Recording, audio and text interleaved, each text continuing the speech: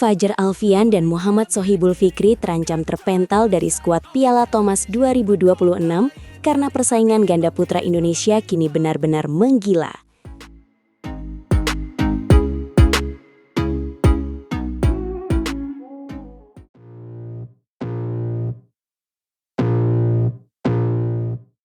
Halo Sobat Badminton Indonesia, kembali lagi di kanal kesayangan kita semua yang akan mengupas tuntas drama bulu tangkis dunia paling panas dan mendebarkan kali ini kawan semua. Kita akan membahas nasib ganda putra andalan kita, yaitu Fajar Alfian dan Muhammad Sohibul Fikri yang sedang was-was. Benar sekali kawan, dan kali ini kita kedatangan berita yang benar-benar bikin jantung mau copot soal nasib mereka berdua di tengah ketatnya persaingan menuju skuad Piala Thomas 2026 nanti. Bayangkan saja, pasangan sekelas mereka saja sampai merasa harus realistis soal posisi mereka di tim nasional loh. Ini gila sih, padahal kita tahu betapa hebatnya prestasi mereka selama ini. Tapi memang persaingan di sektor ganda putra Indonesia saat ini sudah tidak masuk akal lagi levelnya, sangat merata. Semua pemain baik dari dalam pelatnas maupun luar pelatnas sedang menunjukkan performa yang sangat luar biasa gila dan haus akan gelar juara di setiap turnamen. Oke, sekarang kita masuk ke intinya. Jadi Fajar Alfian dan Muhammad Sohibul Fikri baru-baru ini buka suara di Pelatnas Persatuan Bulu Tangkis Seluruh Indonesia Cipayung soal masa depan mereka yang belum pasti. Mereka secara jujur mengakui kalau mereka sangat berharap bisa masuk ke dalam jajaran pemain yang dibawa ke Piala Thomas 2026 nanti. Tapi masalahnya adalah mereka juga sadar sesadar-sadarnya kalau tiket masuk ke tim nasional itu sekarang harganya mahal sekali kawan. Hal ini dikarenakan performa kawan-kawan mereka yang lain juga sedang sangat mengerikan di lapangan. Fajar sendiri yang bilang kalau sekarang pemilihan pemain itu benar-benar murni dilihat dari prestasi dan performa terbaru mereka belakangan ini. Dia bahkan menyebutkan beberapa nama yang sekarang sedang on fire, seperti pasangan Leo Rolikarnando dan Bagas Maulana yang baru saja menjuarai turnamen Thailand Open beberapa waktu lalu. Jangan lupakan juga pasangan muda Raymond Indra dan Nicolaus Joaquin yang secara mengejutkan berhasil menembus babak semifinal turnamen All England yang sangat legendaris itu kawan. Wah, itu sih benar-benar kejutan besar ya bagi peta kekuatan ganda putra kita. Apalagi ada juga pasangan Sabar Karyaman Gutama dan Muhammad Reza Pahlevi Isfahani dari jalur non-pelatnas. Performa mereka saat ini sedang sangat stabil di papan atas klasemen dunia dan seringkali merepotkan pemain unggulan lainnya saat bertemu di lapangan pertandingan internasional manapun. Belum lagi nama-nama besar lainnya seperti Daniel Martin yang mulai kembali ke performa terbaiknya setelah sempat menurun, dan juga Muhammad Rian Ardianto yang pengalamannya sudah sangat matang sekali. Jadi bisa kita bayangkan betapa pusingnya tim pelatih dan pengurus pusat PBSI dalam menentukan siapa yang paling layak masuk ke dalam skuad final nanti. Fajar sendiri mengatakan bahwa sebelum rilis resmi dari federasi keluar, mereka tidak berani banyak bicara atau memberikan janji muluk-muluk kepada para penggemar setia bulu tangkis di seluruh tanah air.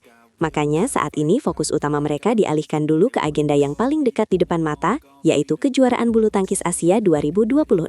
Kejuaraan Asia yang akan digelar di Ningbo, China ini memang sangat krusial karena poin yang diperebutkan setara dengan turnamen level Super 1000 kawan. Jadi setiap kemenangan di sana akan sangat berpengaruh pada kenaikan peringkat dunia dan juga penilaian subjektif dari tim pelatih nasional kita secara keseluruhan dalam menentukan skuad Thomas Cup.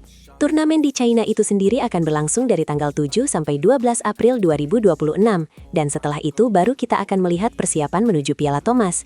Ingat ya kawan, Piala Thomas 2026 akan dimulai dari tanggal 24 April sampai 3 Mei 2026 dan Indonesia berada di grup menantang.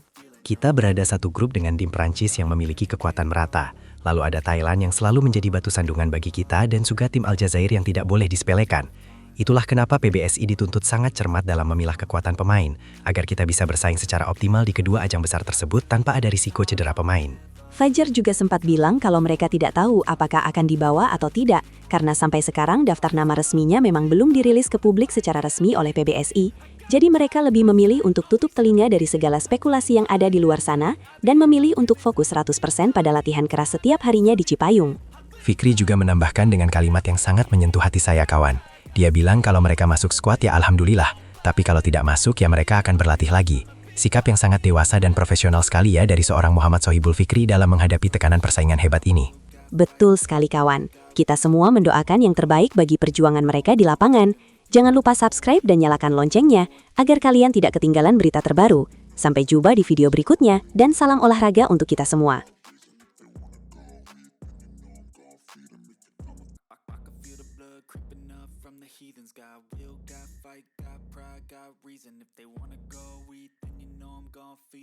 Putri KW blak-blakan membongkar rahasia dominasi An Se-young. Tetapi pengakuan itu justru membuka pertanyaan besar tentang peluang podium Indonesia di BAC.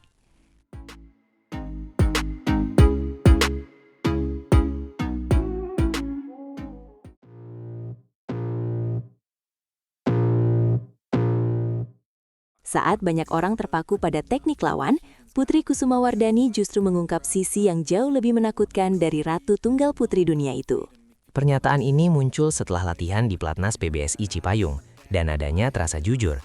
Putri tidak mencari alasan, ia sedang membaca kerasnya persaingan tunggal putri dunia. Menariknya, Putri KW tidak menilai An Se-young sulit ditembus karena teknik semata.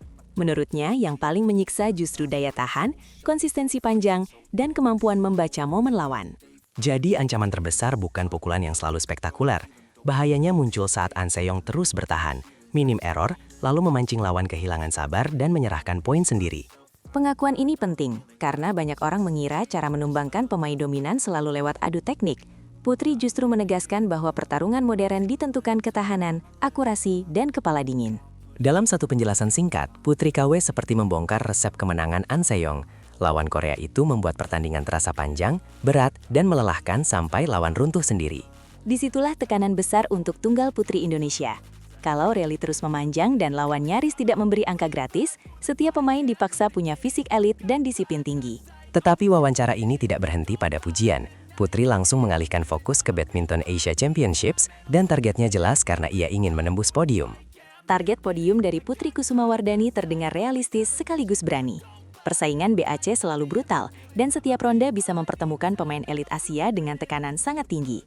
Karena itu cara Putri membaca tantangan terasa dewasa. Ia menegaskan fokus utamanya bukan hasil akhir, melainkan mengeluarkan seluruh permainan terbaik agar performanya makin stabil. Pendekatan ini penting untuk pemain yang memburu lompatan level.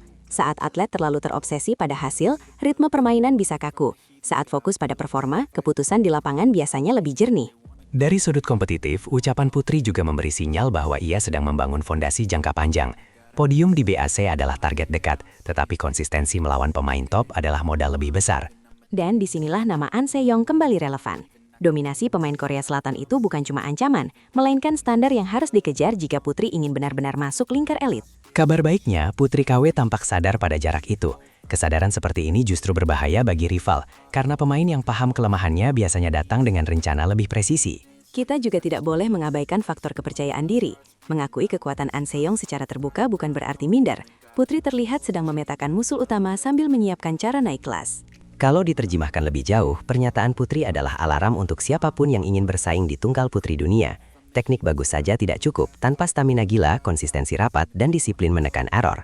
BAC nanti akan menjadi ujian yang jujur untuk semua itu. Bukan hanya soal seberapa keras Putri menyerang, tetapi seberapa lama ia menjaga kualitas pukulan dan emosi saat laga memanas. Ada sisi lain yang bikin publik penasaran. Jika Putri benar-benar mampu tampil lepas, lawan-lawan unggulan justru bisa berada dalam tekanan, karena pemain yang sedang menikmati permainan sering menghadirkan kejutan besar. Apalagi sektor tunggal putri Asia sekarang penuh persaingan ketat. Sedikit celah bisa dimanfaatkan, tetapi sedikit goyah juga bisa langsung dihukum. Maka podium adalah bukti kesiapan hidup di level tertinggi. Dari seluruh pernyataannya, pesan paling kuat adalah ini. Putri Kusumawardhani tidak bersembunyi dari kenyataan pahit. Ia melihat betapa kuatnya An Se-young, lalu memilih tetap menatap podium dengan kepala tegak. Sikap seperti itu membuat cerita menuju BAC terasa makin panas. Ini bukan kisah atlet yang terlena mimpi, tetapi pemain yang tahu kerasnya medan tempur dan tetap memaksa dirinya masuk persaingan.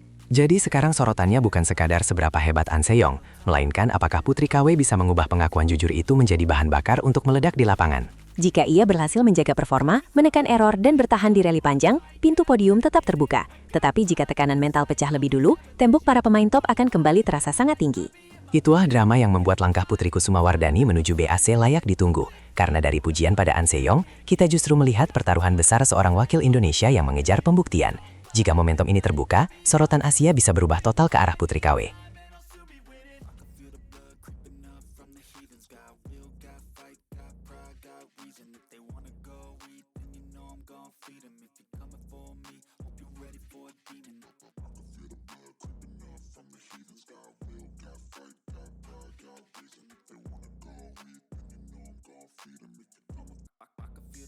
Creeping up from the heathens, got will, got fight, got pride, got